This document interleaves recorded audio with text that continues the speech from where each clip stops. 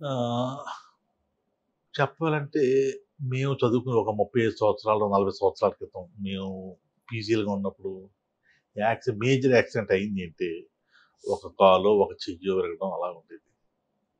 గడిచిన 2 దశాబ్దాల్లో కూడా చూసుకుంటుంటే యాక్సిడెంట్ అయింది అంటే కనీసం 4, 5 ఎముకలు ఇరిగొస్తున్నాయన్నమాట. హ్మ్. మెయిన్ కారణం ఏంటంటే ఆల్కహాల్ సేవించి డ్రైవ్ చేయడం, ర్యాష్ డ్రైవింగ్, ట్రాఫిక్ సెన్స్ లేకపోవడము, సెల్ ఫోన్ మాట్లాడుతూ మొబైల్ మాట్లాడడం. Last but not least roads, bad hmm. Roads and high velocity vehicles. అంటే ఈ చూడండి ఇయన్నీ కూడా టూ వీలర్స్ కూడా ఇప్పుడు 200, 350 సీసీ.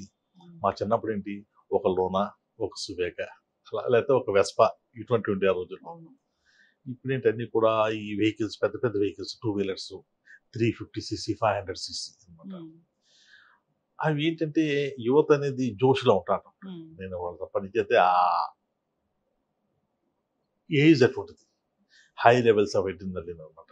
మా చిన్నప్పుడు మేము కూడా అలాగే హ్మ్. స్పీడ్‌కెళ్తే బావుంటదని చెప్పి ఉండేది.